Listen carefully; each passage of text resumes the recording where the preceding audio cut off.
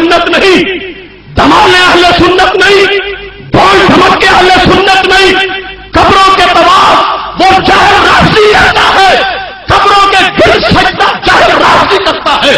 سنی وہ ہے جو اللہ کی توحید اور اپنے نبی علیہ السلام کی رسالت کی عقیدے پر ہر وقت پہرا دینے والا ہے۔ اس واسطے کوئی بدبخت ان جاہلوں کا عمل پیش کر کے اسے ہم پہ نہ تھوپے، ہم خود اپنا مسلک جانتے ہیں۔ اور اس سلسلہ میں ادارہ صراط مستقیم نے ایک اذان دی ہے۔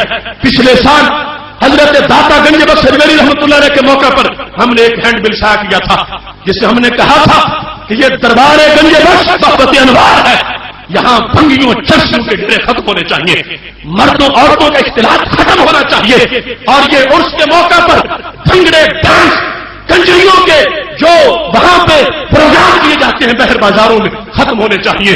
ہم نے اس لو اور تپش کے اندر چھولے ہاتھ میں پکڑے ہیں۔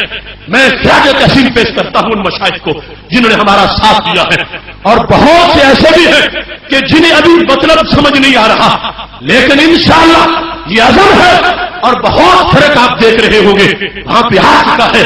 یہ ہمارے آستانے ہے، ہم کسی بدبخت کو یہاں اپنی من مانی نہیں کرنے دیں گے۔ یہ آستانے شریعت کے گہوارے ہیں، یہاں وہ انداز ہوگا جو انداز ہمارے نبی علیہ السلام نے ہمیں عطا فرمایا ہے۔ اس سلسلہ میں ایک تحریک توحید نامی نام نہاد تنظیم نے ہمارے ہینڈ بل کو غلط آگے شائع کرنے کی کوشش کی اور اپنا مضمون لکھ کے آخر میں ہمارے مفتیان کے دستخط لکھ دیے۔ اگر کسی تک وہ پہنچے تو اس کو یقین ہونا چاہیے کہ اشرف آصف جلالی وہ بھی ہے کہ جو جیتے جاگتے داتا کو داتا کہنے کا انکار کر بیٹھے یا غوث کو دستگیر کہنے کا انکار کر بیٹھے۔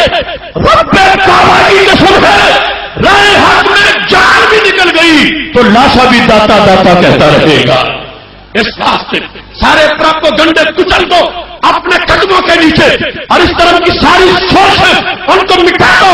میں سمجھتا ہوں کہ وہ عقیدہ توحید سیمینار ان کے تابوت میں کیل بن گیا، ان کے گلے کی ہڈی بن گیا، اور وہ اب کسی نہ کسی طرح بدنام کرنے کی کوشش کر رہے ہیں، لیکن بے نشانوں کا نشان مٹتا نہیں، مٹتے مٹتے نام ہو ہی جائے گا۔ یہ پیغام آگے پہنچے گا، اور اس سلسلہ میں اہل سنت کو سنجیدگی سے یہ سوچنا چاہیے۔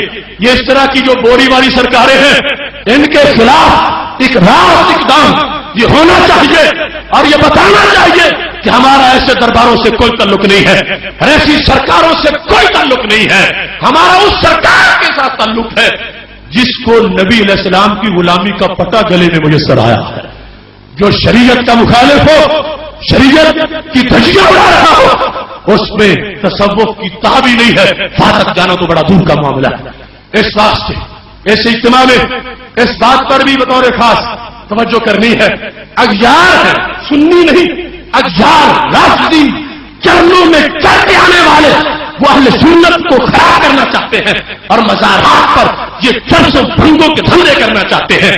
ہم اپنے مزارات جو بزرگوں کے مزارات جو مراکز انوار ہیں اور مراکز تجلیات ہیں، ہم وہاں بھنگوں کی بو نہیں چاہتے، رحمت کی خوشبو چاہتے ہیں۔ اس واسطے اس اجتماع میں آنے والوں اس چیز کو بھی پیش نظر رکھنا ہے۔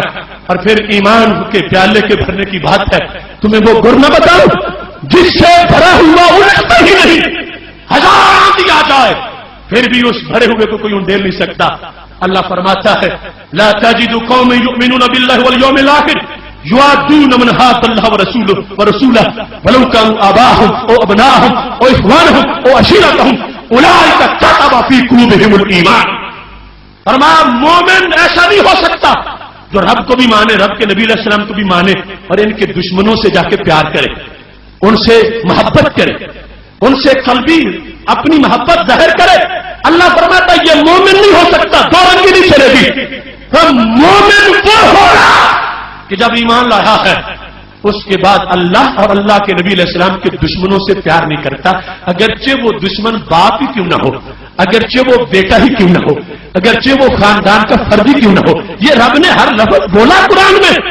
جب اتنا پختہ ایمان ہوگا، باپ کو جو گالی دے اسے زندگی بھر دیکھتے نہیں ہو، اور جو اللہ کے نبی علیہ السلام کو گالی دیتا پھر کہتے نہیں نبی علیہ السلام غلاموں کو معاف کر دیتے تو لوگوں کو معاف کر دیتے تھے. وہ سرکار کا حق ہے جسے چاہے معاف کرے, جسے چاہے معاف نہ کرے.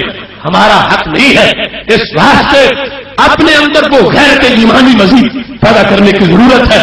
جب یہ صورتحال ہوگی تو پھر ایمان پکا کتنا ہوگا. یہ رب کا قرآن کہہ رہا ہے اولئک کتب فی قلوبہم الایمان. جس نے محبت نبی کے سامنے باپ کی محبت کو الٹا کر دیا, اس کے رسول علیہ السلام کے سامنے خاندان کی محبت کو الٹا کر دیا, یہ وہ انسان ہے جس کے دل پر ایمان کا نقش اللہ نے خود